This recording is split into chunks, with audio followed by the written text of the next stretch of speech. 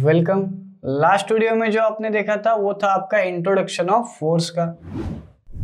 और जब आप फोर्स को समझ रहे थे तब आपने ये भी दिमाग में आया होगा आपके कि यार सर ये बात तो समझ में आ गई कि किसी भी ऑब्जेक्ट को उसकी पोजीशन चेंज करने के लिए फोर्स चाहिए, किसी भी मूविंग ऑब्जेक्ट को रोकने के लिए फोर्स चाहिए, किसी भी ऑब्जेक्ट का शेप चेंज करने के लिए भी आपको फोर्स लगानी पड़ती है, ताकत लगानी पड़ती है। सो क्या ये जो सब फोर्स लग रहे हैं अलग अलग जगह पे, सो ये क्या एक ही टाइप का फोर्स है? सो उसका आंसर है आपका नहीं। आपके पास डिफरेंट टाइप्स ऑफ फोर्स है और इस वीडियो में आप वही सीखोगे कि ऐसे कितने टाइप के फोर्स है आपके पास। जैसा कि आपका पहला फोर्स है आपका मस्कुलर फोर्स। कौन सा? Muscular force. अब सर ये मस्कुलर फोर्स क्या है? मस्कुलर फोर्स मतलब देखो आपको वीडियो लिफ्टिंग अ वेट, एक आदमी दिखा है वो क्या कर रहा है, वेट को लिफ्ट कर रहा है।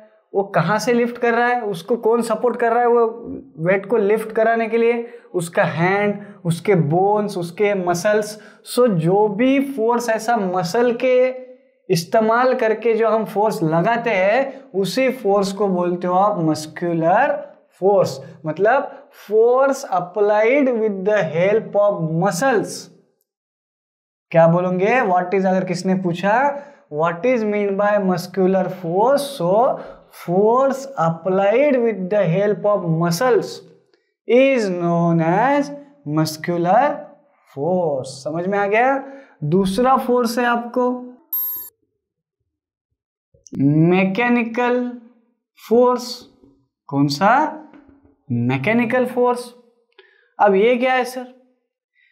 देखो आपने ट्रैक्टर देखा है, ट्रैक्टर भी आपको जैसा आप उसमें पेट्रोल वगैरह डीजल या भराते हो, उसको स्टार्ट करके आप चालू कर देते हो तो अपनी पोजीशन चेंज कर रहा है। और मैंने क्या बोला था, कभी भी किसी भी ऑब्जेक्ट को अगर पोजीशन चेंज करना है तो क्या चाहिए? करेक्ट, फोर्स चाहिए। सो अभी ट्रैक्टर हो गया, वो अपनी पोजीशन चेंज कर रहा है मतलब फोर्स लगा रहा होगा। आपके घर पे मिक्सर हो गया, मिक्सर को आप एक बार स्टार्ट करते हो तो आप उसको फोर्स लगाते, वो तो घूम रहा है मतलब उसको फोर्स तो लग रहा है। अगर वो force with the help of fuels भी हो सकता है। फ्यूल में कौन? ईंधन कौन से हो सकते? पेट्रोल हो सकता, डीजल हो सकता, केरोसिन हो सकता। चलो वो तो बंद हो गया केरोसिन। इलेक्ट्रिक करंट हो सकता है। आपको डायग्राम दी गई देखो मिक्सर की मशीन की, जो आपकी सिलाई मशीन है ऑटोमेटिक वो। सो मैकेनिकल फोर्स ऐसे होते हैं the force applied by means of a machine. Machine जो भी फोर्स लगाती है वो फोर्स आपका कौन सा फोर्स होता है? Mechanical force. मस्कुलर फोर्स क्या था? Force applied with the help of muscles is a muscular force, और force applied by means of the machine is known as your कौन सा? Mechanical force. एक और फोर्स है, आपको नाम सुना होगा आपने इसका भी, जिसका नाम है आपका ग्रेविटेशनल फोर्स। ये नाम सुना होगा, ग्रेविटेशनल फोर्स, गुरुत्वाकर्षण बल। ये क्या होता है? इसका तो एग्जांपल आपने देखे, आप जब बचपन में आपने बॉल कैच खेले होंगे। क्या करते थे? एक लड़का बॉल ऊपर फेंकता होगा और फिर वो एकदम हाई मार के ऐसा आके आप उसको पकड़ते थे।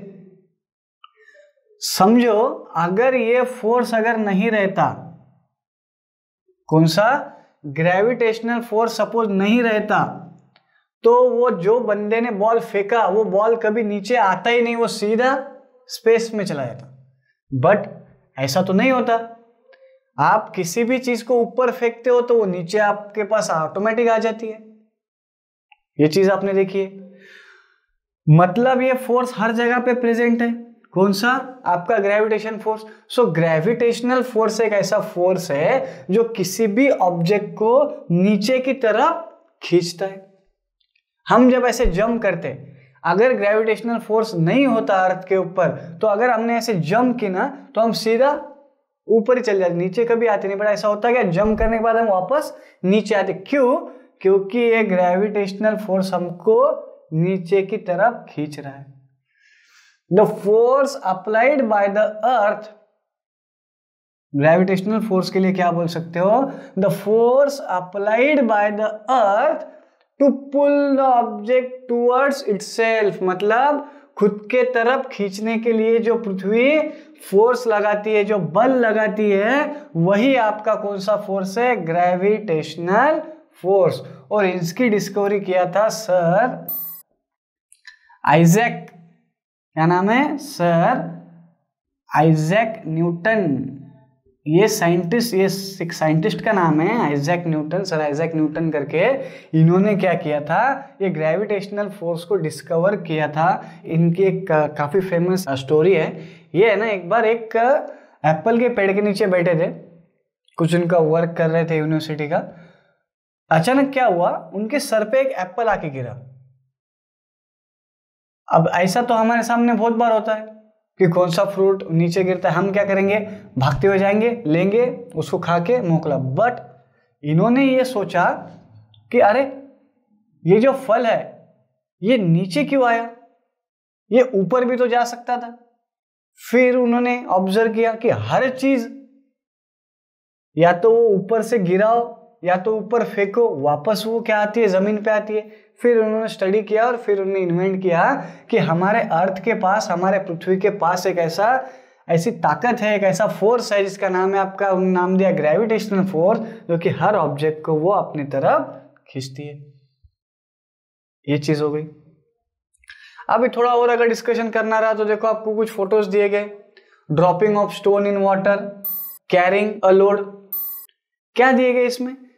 सपोज यहां पे एक आपकी सपोज एक बकेट है, ये सपोज बकेट है, ठीक है, इसमें पूरा वो पानी भरा हुआ है। मैंने है ना एक पत्थर इसमें यहां से डाला, यहां पे मैंने इसको पकड़ा और पत्थर डाल दिया। क्या होगा सर? नीचे आएगा, पानी में गिरेगा, कुछ आवाज आएगा। अभी मैंने एक पत्थर लिया, थोड़ा ऊपर से डाला उसमें, क्या होगा सर? नीचे आएगा, वापस थोड़ा सा आवाज आएगा। बट जो मैंने ये पहले वाला पत्थर जो डाला, जो नजदीक से डाला पानी के, उसका ज्यादा आवाज आएगा कि ये ऊपर से डाला? सर ऑब्वियसली सर, जो इतना ऊपर से डालोगे उतना जोर से वो नीचे गिरेगा। सो वही है, जितना हाइट से फेंकोगे उतना ग्रेविटेशन फोर्स उसको ज्यादा लगेगा। दूसरा पिक्चर एक्सप्लेन करता हूं, अच्छे समझेगा। देखो दो आदमी हैं, दोनों भी कुछ लोड कैरी कर रहे हैं। एक का बैग ने क्या हल्का है, उसमें कुछ भी भरा हुआ नहीं, और एक के बैग में लोड है। सो जिसकी जो बैग है वो हल्की है, तो उसके ऊपर ग्रेविटेशनल फोर्स कम लग रहा है, उसके लिए हमको उस बैग को, खाली बैग को उठाने को ज्यादा फोर्स लगाना नहीं पड़ता, ज्यादा ताकत नहीं लगती। और जिसके बैग में पूरा भरा हुआ है सामान, उसको उठाने के लिए हमको ज्यादा ताकत लगती है। ऐसा क्यों होता है? क्योंकि जिसमें कुछ सामान होता है ना, इसके ऊपर ग्रेविटेशनल फोर्स ज्यादा लगता है। कौन सा फोर्स? फोर्स ऑफ ग्रेविटेशनल ज्यादा लगता है। So the greater the force must be applied to lift the greater weight, मतलब जितना ज्यादा वेट, जितना ज्यादा वजन, उतना उसके ऊपर आपका ग्रेविटेशनल फोर्स ज्यादा लगता है। तीनों भी क्लियर हो गया। अभी चौथा है आपका मैग्नेटिक फोर्स। मैग्नेट के साथ में खेले हो कभी? लौचिंगम जो होता है आपका, सो वो क्या करता है? सपोज मेरे पास यहाँ पे एक बार मैग्नेट है, ये दो पोल होते हैं उसको, नॉर्थ पोल साउथ पोल। जैसा जैसा आगे सीखोगे वैसा आपको पिक्चर क्लियर होगा। सो ये जो मैग्नेट है ना, ये मैग्नेट के पास अगर किसी खिल्ले, किसी नेल को लेके आगे तो क्या होगा? उसको खींच लेगा उसके पास, मतलब उसकी जगह चेंज करा रहा है वो मैग्नेट। और मैंने आपको बोला था किसी भी ऑब्जेक्ट की अगर मोशन में लाना है, उसकी जगह चेंज करनी है, एक जगह से दूसरी जगह मूव कराना है, तो हमको क्या लगाना पड़ेगा? फोर्स लगाना पड़ेगा। तो ये नेल की जगह यहां से तो यहां तक चिपक रहा है, मतलब उसकी पोजीशन वो चेंज कर रहा है। सो उसके ऊपर क्या लगा होगा? फोर्स। तो वो कौन सा फोर्स है आपका? Magnetic force. The force exerted by the magnet. फिर मैग्नेटिक फोर्स कौन सा है? The force exerted by the magnet is known as magnetic force. ये हो गया आपका फोर्थ, मैग्नेटिक फोर्स। एक और फोर्स है आपको जिसका नाम है आपका फ्रिक्शनल फोर्स। क्या नाम है? Frictional force. अभी इसको आप थोड़ा सा अच्छे से समझो। देखो जब भी आप कैरम खेलते हो, कैरम तो लगभग सबने खेला ही होगा। सो आप क्या करते हो, वो स्ट्राइकर को रखते हो और स्ट्राइकर को मारते हो। स्ट्राइकर क्या करेगा, जाके सामने वाला टकराएगा, ऐसा आएगा, बहुत ही जोर से मारा तो एक बार जाएगा, एक बार जाएगा और एक बार जाएगा, बट कुछ टाइम के बाद में वो कैरम बोर्ड के ऊपर रुक जाता है। ऐसा क्यों हुआ सर? ऐसा तो होना नहीं चाहिए था, क्योंकि मैंने उसको फोर्स लगाया, वो रुकना तो नहीं चाहिए था, करेक्ट ना। अगर मैं किसी बॉल को मारता हूं ग्राउंड पे, अगर आप फुटबॉल यहाँ पे रखी है और अगर आपने अगर फुटबॉल को मारा है तो जितने जोर से मारा भला वो कुछ दूर जाएंगी। पहले मारा है स्लो इसमें तो सपोज यहां से तो यहां तक गई, दूसरे बार आपने यहां से थोड़ा और जोर से मारा तो यहां तक जाएंगी, बट ऐसा तो नहीं ना कि मार दिया कि वो सीधा कहीं रुकेंगे ही नहीं, कहां तो रुकती है। मतलब जो हमारा फोर्स लग रहा है उसको कुछ तो भी रोक भी रहा है, समझ में आ रहा है? हाँ सर। सो वो जो रोकता है ना, वो रोकता है आपका फ्रिक्शनल फोर्स। कौन सा फोर्स? फ्रिक्शनल फोर्स, या तो उसको बोलते हैं फोर्स ऑफ फ्रिक्शन। दूसरा नाम क्या है आपका? फोर्स ऑफ फ्रिक्शनल, या तो फोर्स ऑफ फ्रिक्शन भी कोई कोई बोलता है उसको। सो कंसेप्ट क्लियर है कि वो फ्रिक्शनल फोर्स क्या करता है? अपोज करता है आपने जो फोर्स लगाया उसको। बॉल एक जगह पे जाके रुकी जाती है, आपका स्ट्राइकर कभी ना कभी रुकी जाता है। सो जब आप कैरम खेलते हो तब आप पाउडर डालते हो उसके ऊपर। वो पाउडर क्या करता है? वो पाउडर ने क्या, वो स्ट्राइकर और कैरम बोर्ड के बीच में का क्या करता है? फ्रिक्शन कम करता है। मतलब फिर अगर मैं उसको मारूं तो पहले बार अगर वो जाके वापस आया, अगर मैंने पाउडर डाला फिर अगर मारा तो क्या करेगा? जाएगा वापस आएगा, जाएगा वापस आएगा। मतलब फ्रिक्शन फोर्स खत्म नहीं कर सकते आप, बट कम कर सकते। समझ में आ रहा है? क्योंकि स्ट्राइकर कभी तो रुकेगा उस बोर्ड के ऊपर। अगर फ्रिक्शन फोर्स नहीं रहता, अगर आपने एक बार स्ट्राइकर मार दिया रहता तो वो कंटिन्यूअसली वो घूमते रहता, क्योंकि उसको रोकने वाला कोई अपोजिशन है ही नहीं। समझ में आ रहा है? अब आप बोलोगे सर वो बॉल को कौन रोक रहा है? फिर वो बॉल को हवा है, नीचे मिट्टी है, मिट्टी को वो चिपक रहा है, फिर बाहर निकल रहा है। हमारी जो गाड़ी चलती है तो वो टायर क्यों रबर के बने हुए होते हैं? क्योंकि वो जो है ना, वो आपके रोड को चिपक के चलते हैं ऐसे, वो रोड उसको पकड़ के रहता है, फिर हमारी क्या बनती है? उसके ऊपर ग्रिप बनती है। क्या बनती है? ग्रिप बनती है। समझ में आ रहा है? अगर एक आधा आप कभी देखा होगा, अगर लोहे का अगर कुछ चीज आपके हाथ में है, अगर आप कुछ खोद रहे हो, सो आपका कभी कभी हाथ फिसलता है उसके ऊपर से, तो आपका क्या नहीं बैठती उसके ऊपर? ग्रिप नहीं बैठती।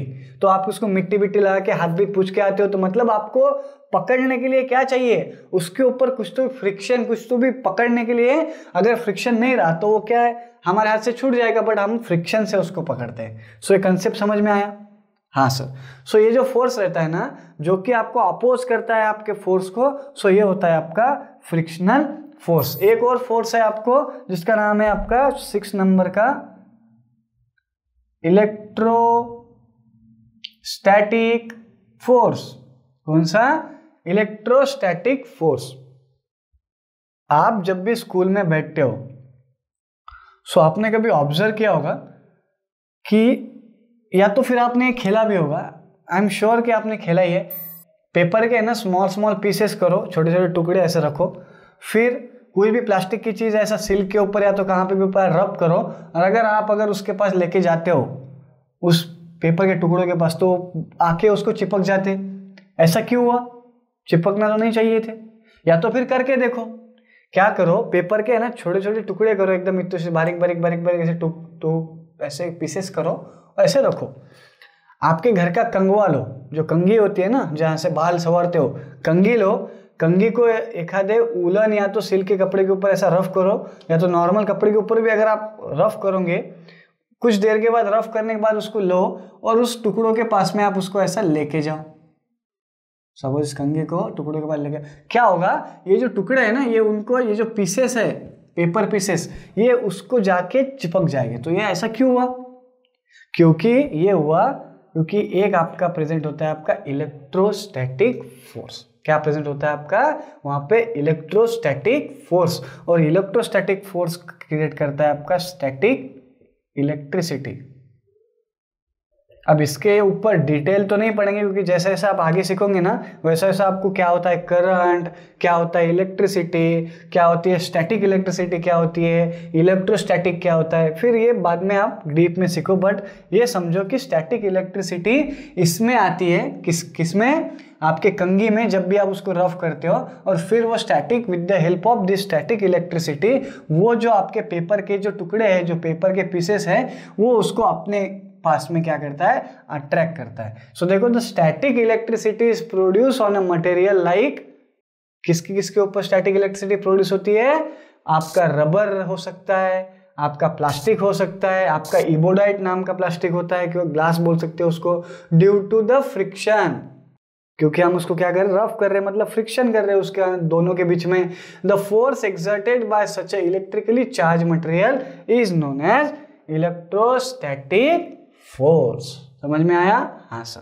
सो ये था आपके types of force, muscular force, mechanical force machine का, ग्रेविटेशनल फोर्स जो कि अर्थ अपने पास खींचती है, मैग्नेटिक फोर्स जो कि मैग्नेट लगाता है, फोर्स ऑफ फ्रिक्शन जो अपोज करता है, और आपको समझ गया इलेक्ट्रोस्टैटिक फोर्स मतलब जो स्टैटिक इलेक्ट्रिसिटी प्रेजेंट हो, जो डेवलप होती है आपके मटेरियल में, जो आपने रफ किया कि जो दूसरे इसको अपनी तरफ खींचता है, वो होगा आपका electrostatic force. So this is all about आपका टाइप्स ऑफ फोर्सेस। और भी बहुत टाइप के फोर्सेस है बट वो आपको अभी स्टडी करने को नहीं, आपको अभी सिर्फ ये 6 ही अच्छे से समझ लो, ये भी बहुत है आपके लिए। सो ये था आपका types of forces. Next video में मिलते हैं हमारे नेक्स्ट टॉपिक के साथ।